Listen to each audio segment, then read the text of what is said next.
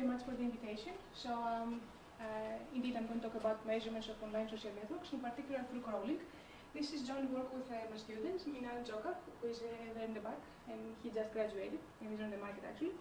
And a postdoc in our group, Mathieu Courant, and our collaborator, Carter Batts. Is he your student too? I'm a bad student. So, in this audience, I think I don't need to argue much to convince you that the online social networks are important. They have a large number of users, and they generate a lot of hits, a lot of traffic, and they regulate a lot of the human activity these days online. So most of our email migrates to OSNs, voice and video communications are carried through Skype, photos and videos are there, so a lot of human activity. So I don't need to argue much that they are worth studying. Different people have different perspective why they are interested in OSNs. So for the social sciences, obviously, is an opportunity to study online human behavior, and it also offers a large amount of data in a much faster and much easier way that many of you have been collecting data using surveys. Because of the amount of the data and the interesting patterns, there are a lot of people, like many people in the audience, use data mining techniques to mine interesting patterns and visualize this data. So I'm coming from an engineering background. For us, OSNs are interesting because they affect the way we design computer systems. So we want to provide good experience to the user. So engineers, for example, working for the OSN provider, working at Facebook, they want to provide good user experience. They want to know, for example, how they should store profiles in their data center. So they want to know what is the OSN structure so they can partition which profiles put on which node to optimize various performance criteria. For network providers, that they carry more and more traffic generated in an OSN or regulated through an OSN. They want to know what the structure of this graph is because they want to, let's say, understand how to provide a better service, how to use the 3G links, where to put caches, how to improve the user performance. And for third-party services that they want to provide something utilizing OSN, that's also interesting. So it's but the first step for achieving this goal is understanding what these networks look like. So measurement of OSNs is important. Ideally, we would like to have a full data set, and some people do have that if the OSN provider gives them the full data. That is great, but it's not the case for all of us. So we may not have a complete data set. In that case, you need to collect yourself, and that's not a trivial thing. Let's go through the hypothetical exercise of trying to collect the entire Facebook through crawling. Due to the number of users and the degree and how large the user ID is today, you would need just to store the connectivity data through HTML scraping that much disk. That will take a lot of bandwidth and a lot of time and is not practical. Even if you have a complete data set, you may want to operate on a subset of that data set that still is representative because you want to have your algorithms run faster. So what I'm leading to is that in many cases, we need sampling. And we need sampling that give us a representative sample of the original data set. So ideally, we would have liked to be able to sample from, to have a sampling framework. Ideally, we would like to be able to sample, let's say, the Facebook user IDs. That's not always possible, because maybe the API of the OSN doesn't support it, or it has some limitations in how often you can access it, or if the user ID space is very sparse, it may take a long time to get a valid ID. So that's ideal, but it's not always possible. So the most common way to sample OSNs is through crawling the graph. To exploit the social ties, it's a fundamental building block to crawl and sample nodes or nodes. So today what I'm going to present is an overview of our work in this area of sampling OSNs using linked array sampling, which different communities call different things. We call it crawling or exploration of the graph. So that's a large problem space. One axis is what you are trying to achieve. Is your objective to sample, to get a representative sample of nodes? Is you want to sample edges? You want to sample topology? And what does it mean? What is the property of the graph that you're trying to match? So that's one axis, and today I'm focusing on sampling nodes, and I'm going to touch upon how to go from a uniform sample of nodes to topology. But it's again a large a dimension with many options anyway. Then another dimension of the problem is what technique you use. So as I said, ideally you would like to be able to sample independently. That's not always the case. Most commonly you use exploration or crawling, and by that I mean once you add a node, you have options to visit the one-hop neighbors of that node. You may in the internet we have other options. For example, you can use trace routes, which mean sampling paths. You can say I'm in computer A, I want to reach computer B, and give me the path in between. So there, the primitive that you're sampling is different, so that's out of the scope of this talk. So I'm focusing here, and there are different variants depending on your choice of which of your neighbors you want to visit next. So one technique used very much in practice is BFS, or breadth-first search, where you start at a node and then you visit your one-hop neighbors, all of them, and then you continue recursively two-hop neighbors and so on. Until the more nodes you collect, the better. When you have the entire dataset, then it's done. But I'm going to argue that even if you have a large percentage of those nodes, there is significant bias. Even with 50% of the nodes, sometimes you have 30 to 6% bias. So that's BFS. Most of us are familiar with it. Another family of techniques are random walk based, where you start from a node and then you randomly choose one of your neighbors. You visit the neighbor, and then you repeat. You randomly choose a neighbor of a neighbor, and so on. In these techniques, you can revisit the same node. Again, there's a rich literature in random walks.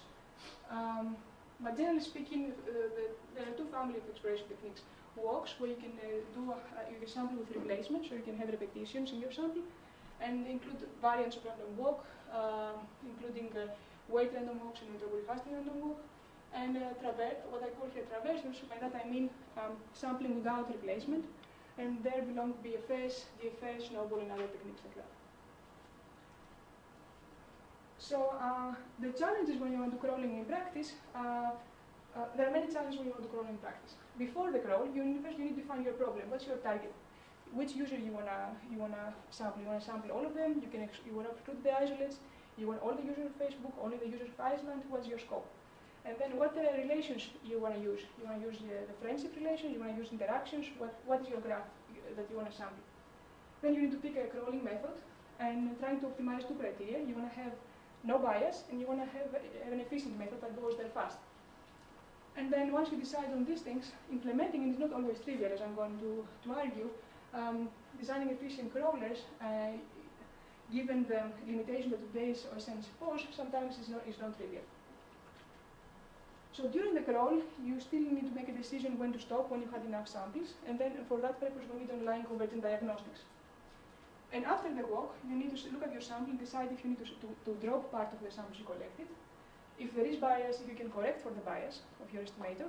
And ideally, you would have to evaluate your success against something which captures the ground truth. So that's, as I said, a large problem in space. Many people have been looking at it from different angles. Of course, there's work in the MCMC literature. Here I'm listing a few publications that are more closer to my community. So people have been measuring OSNs using traversals or random walks. And based on these samples, they have tried to characterize them and study their properties. The closer to what I'm presenting next is this study that studied a part of Facebook constrained in a region and focused on interaction graphs. So here are the pieces that I would like to present today. So first I would like to show you our work about crawling a single graph.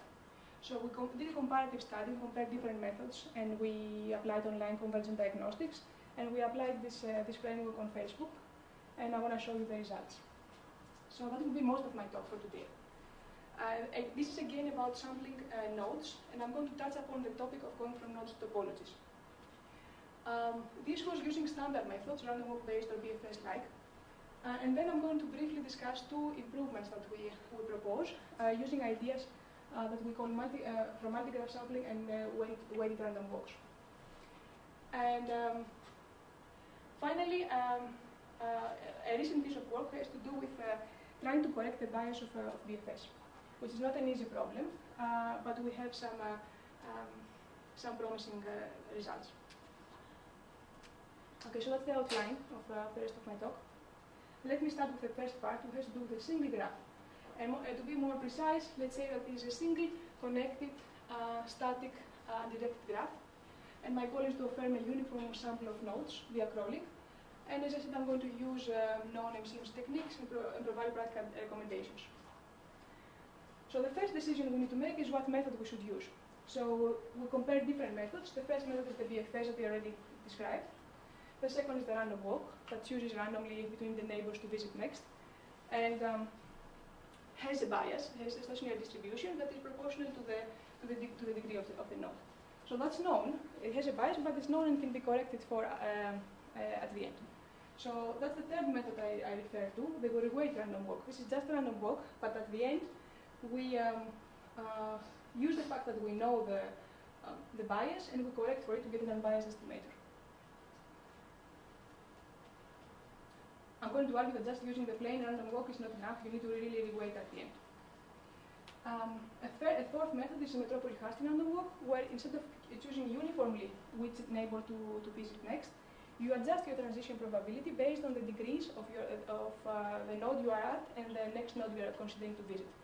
And the idea is to limit transitions to high degree nodes, so you correct for the bias of a random walk during the crawl, not at the end. So you can use this technique to converge to any stationary distribution. Here we use it to converge to the uniform distribution.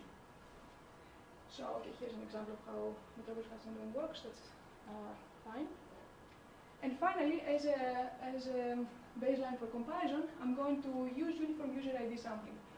At the period that we did this study, we were lucky enough that the Facebook API allowed us to do that, and the user ID space was only 32-bit and it was dense, so we were lucky enough to have this uniform sampling that we use as baseline for comparison. But in general, that's not the method where we think is generally applicable. Okay, so we have these five different sampling methods that we want to compare, and I'm going to apply them. And at every node we sample, we're going to collect some minimum information about it, meaning what is the user ID and name, what networks this user belongs to, what are the privacy settings of this user, and what's the friend list. So that's we're interested in the publicly available information of nodes, and that's available in those cases. So data collection, as I said, in practice is more difficult than it sounds. So Facebook is not very friendly to crawling. It has limited access when you use the API, and this API changes frequently. It has stronger than usual privacy settings. You need to be signed up in networks to crawl those networks. There are rate limits that result in account bans, and also it grows daily.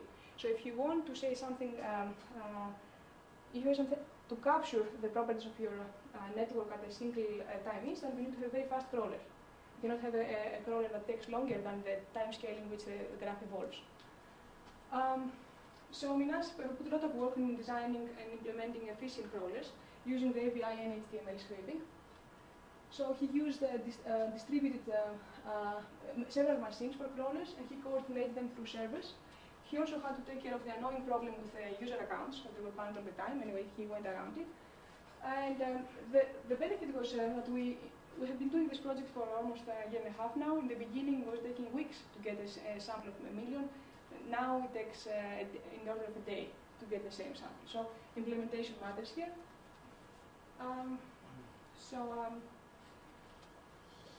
He used a number of ideas using many machines, multiple threads per machine, caching, and so on. And he also made modular, so you can ask what, you can just specify what you want to do, and then you do it in a transparent way.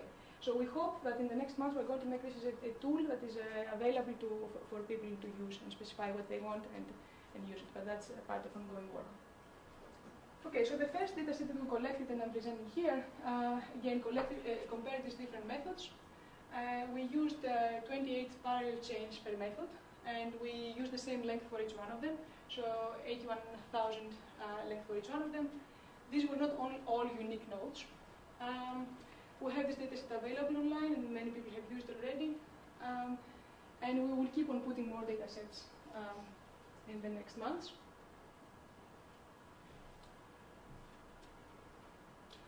Okay.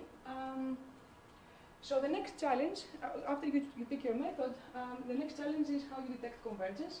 So there's a lot of work in the MCMC literature about this. We took some of this on diagnostics from that literature and we applied them here. We need them for online diagnosis of convergence because during the crawl, you need to know where to stop, when it's sufficient.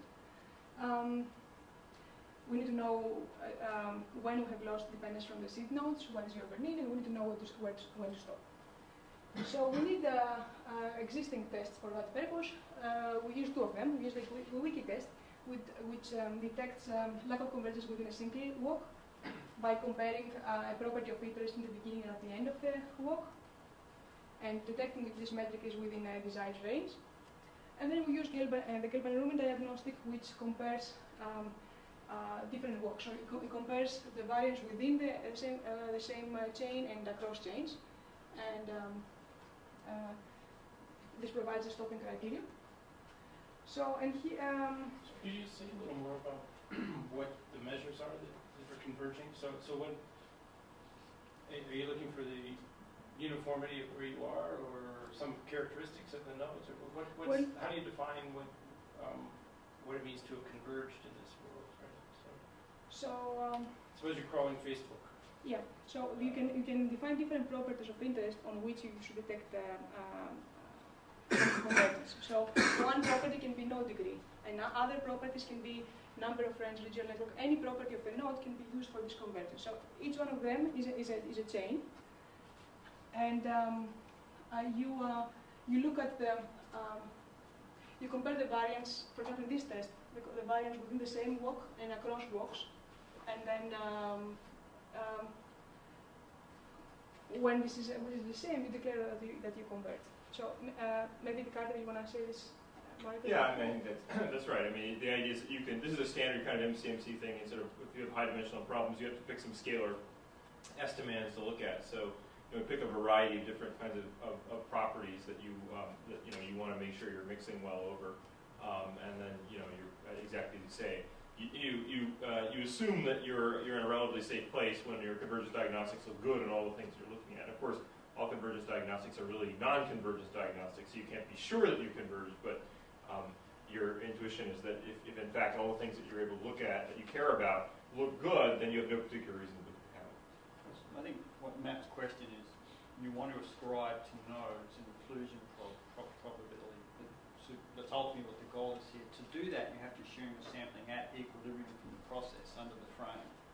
So this test, you're sampling at equilibrium, and it justifies ascribing to the node you have sampled equilibrium probability of inclusion. I think is that the missing piece in terms of... Thank you. Sorry. I didn't hear the answer. I didn't hear what your answer was. Mine? Or? Yeah. No, okay, so basically, you need to be able to ascribe to each of the nodes you've sampled the probability of including it in your sample. It's a key piece of information you have awaited. Now, to ascribe that, there are many ways to do it. The simplest way is to presume that you're sampling from the equilibrium distribution and then use the probabilities from the equilibrium distribution as your sampling weights. So this is just testing whether you are actually at equilibrium. You want to have a chain converge, and that's what this is. So for example, you start with your belief that all the nodes have 2 or 3 links, and then you update that belief as you go along, sampling the network until you converge to something? Or?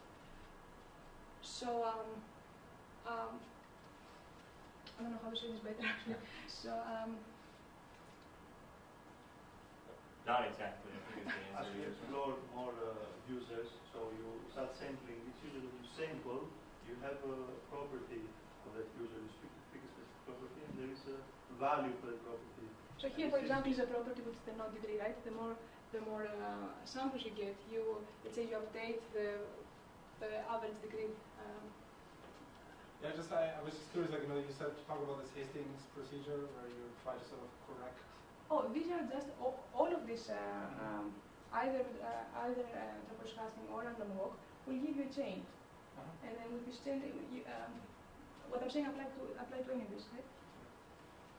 It's diagnostic. It's exactly as Mark put it, I think, in a very precise way.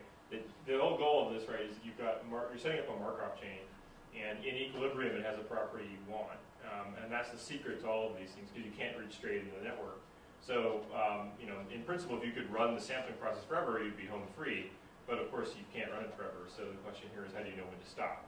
And that's, of course, a problem that you have with simulated Markov chains. But you also have it here in the sampling case. So, what means we're applying that to the empirical case. Minant, you want to add? Yes, I think it's covered. The goal here is not to sample millions of nodes like other work people do. We want to limit to be as economic as possible. We want to find the minimum number of samples to achieve our goal. The more samples we have, the better. I mean, this is what Carter said right now. But we need to make sure we are emphasizing on the being able to sample as less as possible to converge research and distribution. Question? Yes. How does this apply to IDs, like serial numbers, the user ID? What's the interpretation? So there's no physical meaning in that. So there's no physical meaning in that. You can still use it to test convergence. User ID is just a number from a 64-bit user space. So there is no meaning. You can still use it to test convergence. We look at a number of metrics. So any property of a node, of a sample node, can be used to do these tests. So some of them have a meaning. Like the degree, the average user ID means nothing. So.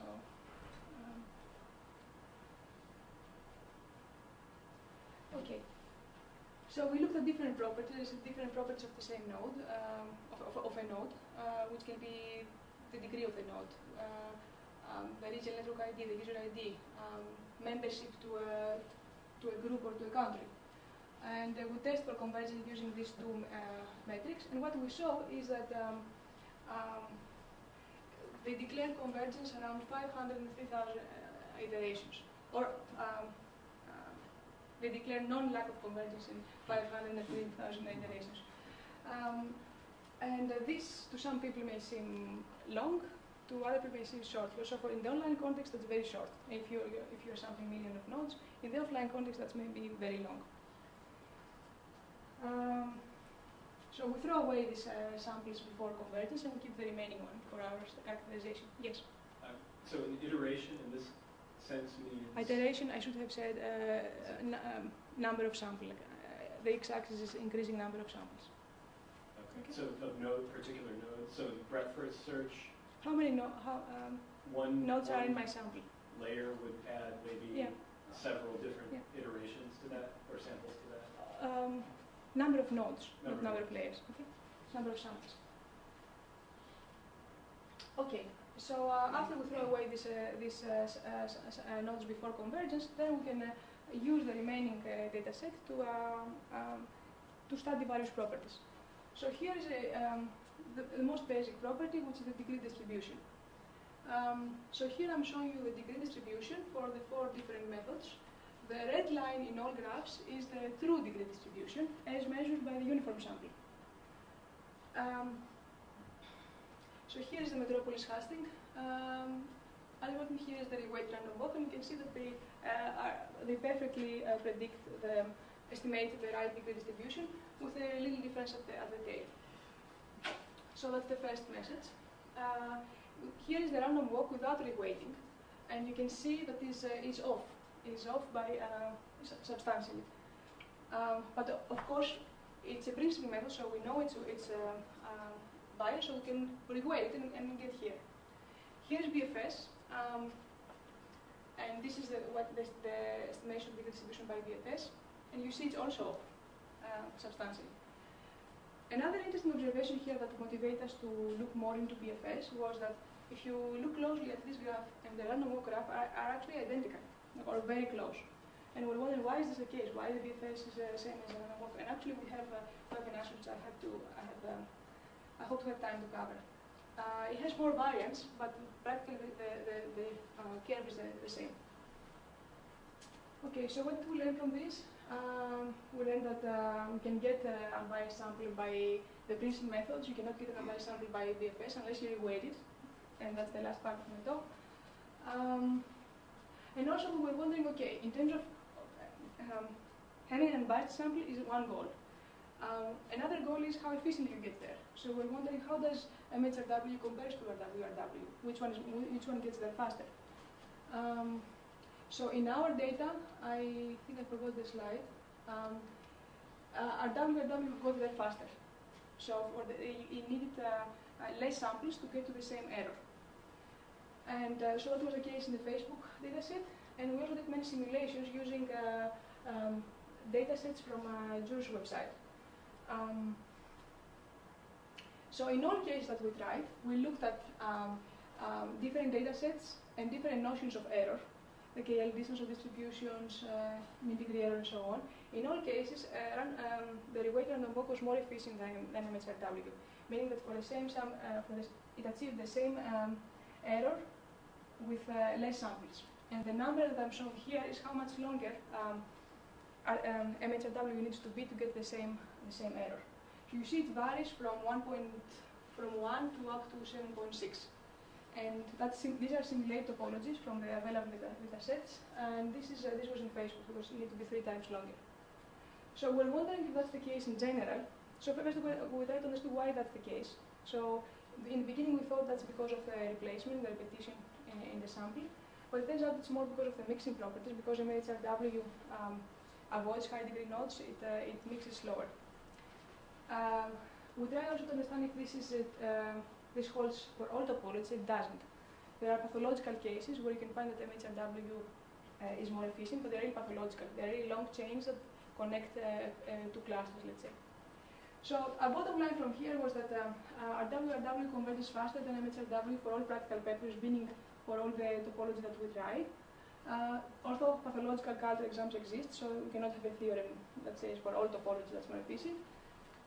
However, they both do the job. They yield an unbiased sample, and in some cases, you may even prefer MHRW, although it's a little less efficient, because it provides a uniform sample that you don't need to reweight, and it's ready to use for audience that they are not experts in this. Okay, so that was our conclusion from the comparison of the methods on Facebook. And then we used some of the uniform samples we collected to study different properties of Facebook. So what can we learn from this data set that we collected? So as I said, you can use this uniform node sample to study any node property. So one node property that we discussed already was the degree distribution. And membership to a network is another node property. For example, you can use that to estimate the percentage of nodes that belong to a network. We also look at the privacy settings, which are usually 4 bits that they indicate whether the user gives access to all the information or no information. So that's, and by default, Facebook starts with these settings. So I thought it might be interesting for some of this audience to see the results for privacy.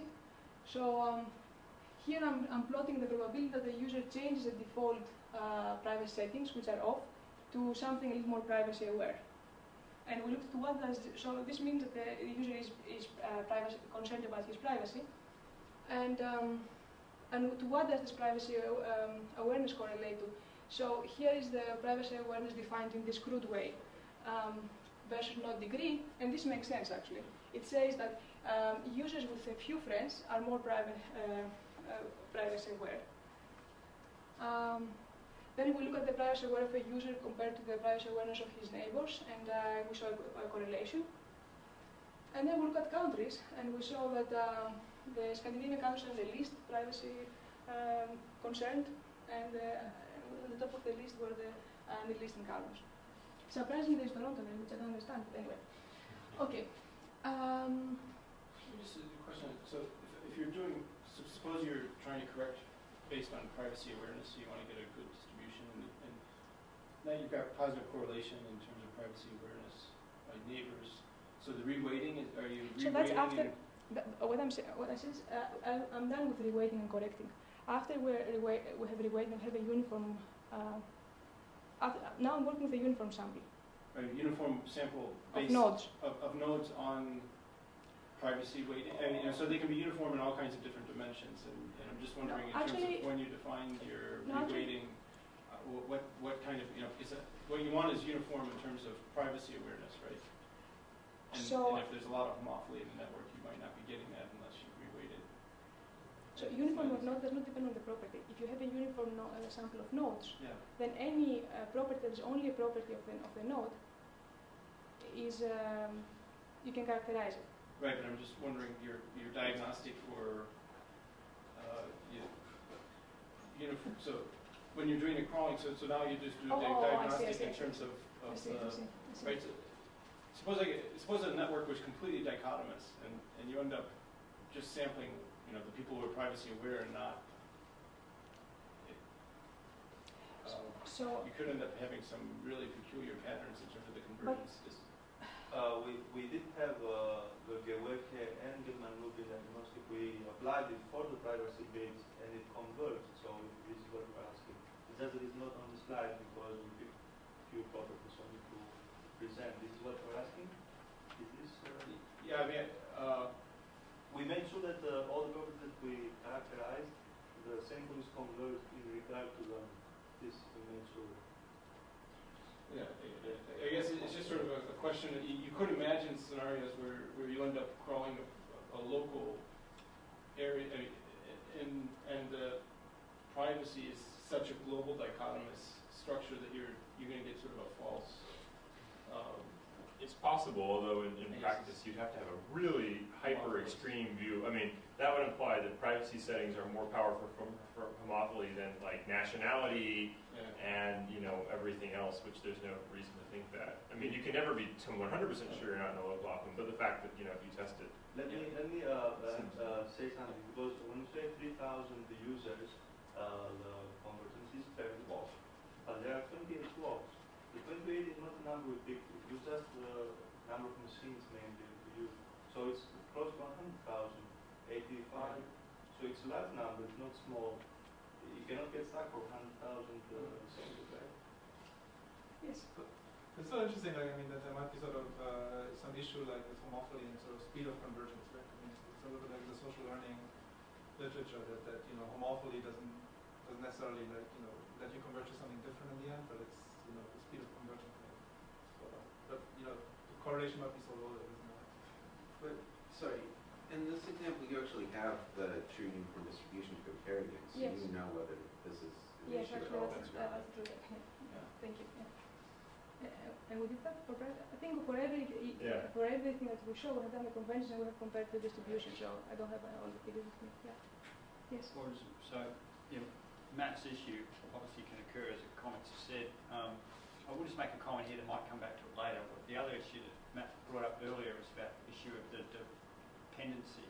So you've computed the first order inclusion probability, which means you can calculate an estimate which will be under other conditions unbiased. However, if you wanted to compute measures of uncertainty, you need the second order inclusion probabilities, and those would be very much influenced by the dependency.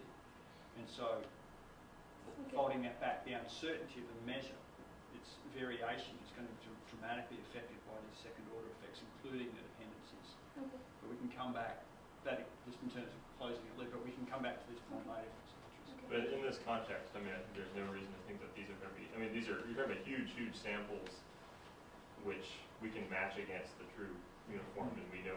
First of all, we know that they can't be that far off because we can check them against truth. So. But, in some settings, like if you have very short chains and very, very tightly packed networks, the other thing is Facebook's not that clustered. Sure. So in this context, I think it's not such a huge deal. But, yes, if we're doing drug injectors with RDS or something, then it's a very big deal. Yeah. And also, these numbers, right, are coming from you didn't talk about this, but to ask you, but I think it might be relevant to this. These are all based on the EONet samples that were done following up on the initial node sample, right, just to clarify. So you're not, because otherwise there could be some interesting issues with bias if you were using the sequential draws in the Markov chain to then determine I neighbors. forgot to say that, So that's not. And That's these privacy graphs that I just showed were, So we took some sample of the walk, and then we got the egonets of this subsample. And then, okay, I wanna say a few more ideas for some more characterization. But what I was trying to say here is that you can do a lot of things with this data. I would say uniform sample of nodes. So you can look at node properties. You can look at we collect the egonets, and then that's that's ongoing work. It's not. It's very recent. So we would like eventually to go from a sample of nodes to say something meaningful about the topology. So we can use a property of the node, which is membership to a community, membership to a group, or to a university or to a country, and we would like to estimate this coarser granularity graph by estimating by starting from the real graph, creating a graph of communities where there is a strength of the tie between the communities, estimated by the percentage of the edges that from our sample that we see connecting these two communities. So, and we applied that for universities, and we look at the US university graph. There are many questions one can ask here. To what the strength of the type relates to. We also look at the counter-to-counter graph in Facebook. Okay, there are some fun observations if one wants to look into this in detail. For example, we show clusters with strong ties in the Middle East and South Asia. We show that there are not external ties, many external ties out of the US. We saw a lot of outward ties from Australia and New Zealand. So, and if you zoom in closer, you can see more interesting things. For example, in the click in Middle East, you can see in the cluster, in Middle East, you can see everybody's almost connected to everybody, except to Israel, and so on. So that was the part of the work that we looked at the single graph, and the focus here was to compare different techniques in terms of bias and efficiency, and to provide some practical recommendations how you use those in practice. Use online diagnostics, use properly limited change, and implement it properly. And we make our datasets available. And you can use dataset to characterize various properties. Okay, I don't know how much time I have. Do I have 5 minutes or? Yeah. Okay, then I don't have time to capture this. I'm just going to mention maybe two ideas. Okay, so these were all off-the-shelf techniques. So can we? One idea that Carter proposed was to move from a single graph to multiple graphs. So the motivation here is that often no single network on a given population may have the properties that we want. It may not be the graph may not be connected, or it may not, or it may be clustered. So how can we circumvent this challenge? One idea is to use multigraph sampling, meaning for the same set of nodes, consider different graphs induced by different relations, and work on the union of these graphs, which intuitively should have better properties than each individual graph. So here's an example. Let's say that this is an OSN, this is the friendship graph, and on its own is disconnected. Here's the same set of nodes, although my drawing does not help you realize that, but it is the same set of nodes. That is related to event attendance. Let's say two nodes are connected with the red edge if they went to the same concert, or they're connected with the blue edge if they attended the same meeting. Here's another graph on the same set of nodes. Again, sorry for the drawing. It should help you to see that. And each one of them is disconnected, but if you put the union together, then it's connected. So that's one case that this idea may help. Another case that the idea of multigraph may help is even if the graph is connected, it may be clustered. So here is an example of a friendship graph, which is what has two clusters with very few connections between. With respect to one relation, here's another relation, the same set of nodes, that has better connectivity across clusters as opposed to within the cluster. Now, if you put the union together, you have a graph that mixes better. So intuitively, this makes sense. So and it should be useful in OSNs with these challenges. So you can take the union of the graphs defined on the same nodes, and then we have a few options how you want to work on this graph. You want to work on the union multigraph when you keep all the edges, or you want to work on the union graph when you keep a unique edge between two nodes. So this is a matter of efficiency. You can if you do this correctly, you will converge to the same equilibrium distribution. And we have some suggestions of how to do this efficiently. So one way that you could walk is to just look at the multigraph and pick one edge randomly from your neighbors.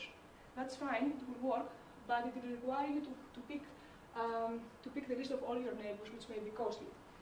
A more efficient way would be to first select randomly which graph you want to walk on, and then within that graph to pick what neighbor you want to go to. So that is more efficient because it does not require listing all neighbors with no relations. It may save some time and bandwidth. So we implemented that as when you want to jump from one node to the next. First, you pick on what graph you want to walk, and then you pick the red, green, or blue graph, and then within that graph you pick your neighbor.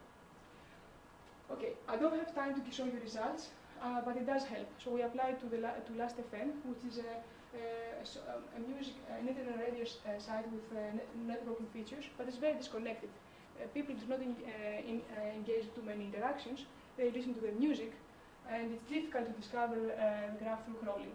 So we looked at different relations. Friendship, it was not very helpful here.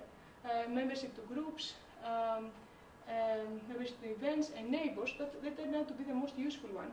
And it had to do with similarity of musical taste, and that helped us to crawl the graph better. So due to lack of time, I will skip the results, but it did help us to find isolate users and estimate several properties better. And the technical report is online, the paper is under submission, and we'll make the dataset available. So we have one more idea that it will take time to explain, so I'm skipping it. Further improving the performance using weight random walks. And the last thing I want to mention, I want to just mention the issue of what do you do for the bias of BFS.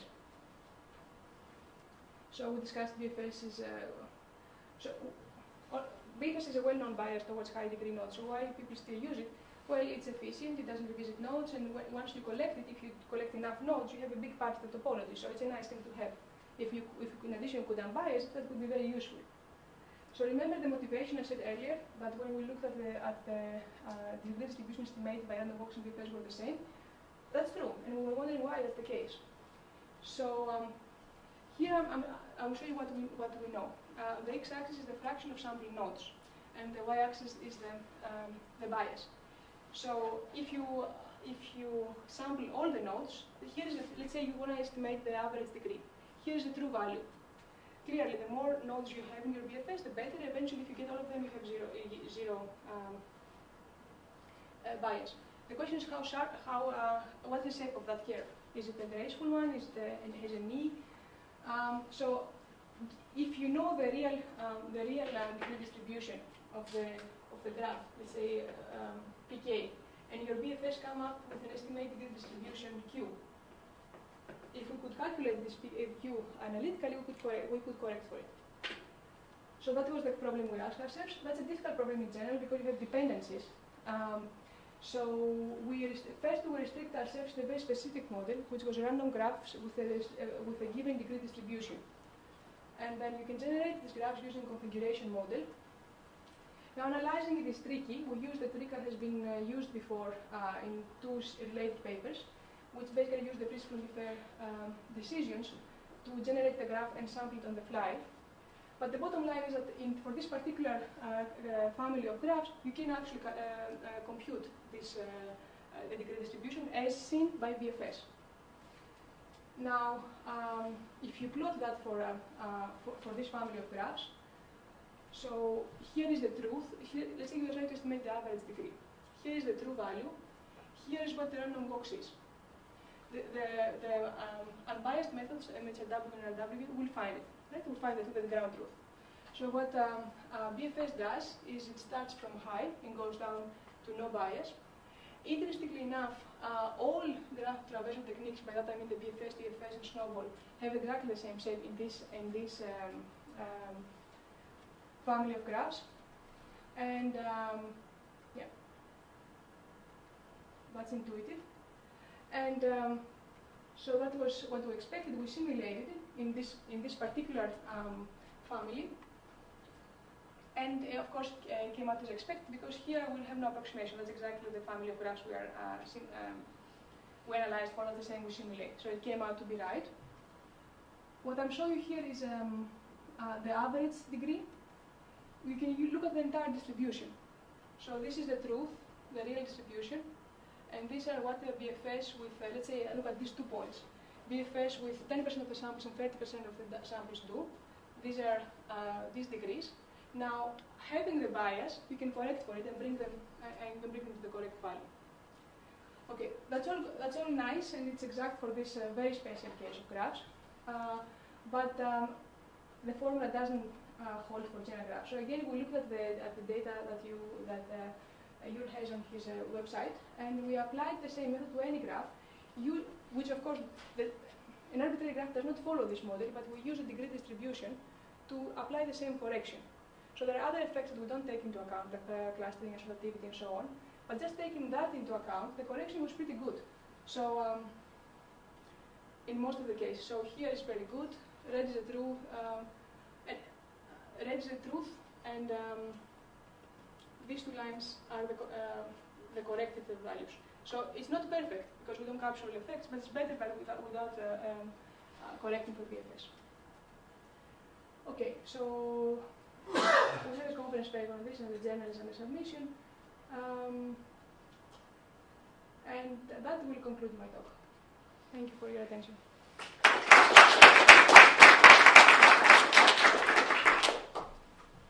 we have time for some questions.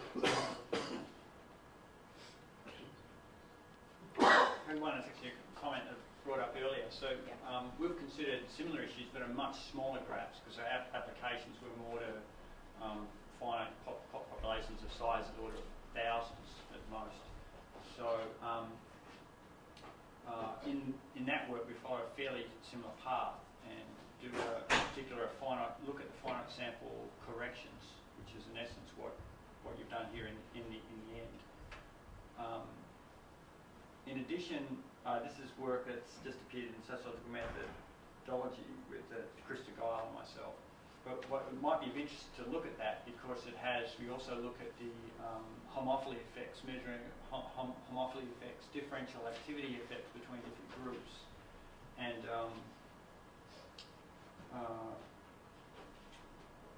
what's the third thing, which now I'm just forgetting. But basically look at 3 or 4 other things that go along with the link tracing. So it might be of interest to look at that and contrast it to the work done here. So it's different in the sense that the networks we're interested in are much smaller, so they're much more dominated by finite sample effects, which we've shown in the end. But I think a lot of the results in those studies would be of interest. Okay, thank you. Okay. Yeah, actually, I'm chiming on that too. I mean, another thing that's different, which is an interesting contrast, right, is you guys are working with RDS, which is basically like a stochastic subset BFS method. Yeah. I mean, it works like a BFS, whereas at least the latter part here was about BFS, but the earlier parts are about these sort of general random walk methods. And so there are, and as you guys actually articulated that in the paper very clearly, right, there are a lot of these problems are a lot worse when you have this no resampling BFS method, and you're not saved. In a sense, we're saved by equilibrium. That as long as we run it long enough, eventually ergodicity helps us. And there can be a lot of nasty stuff that's only nasty in the short term, but for a big enough sample goes away. Whereas your kind of BFS world, that isn't true.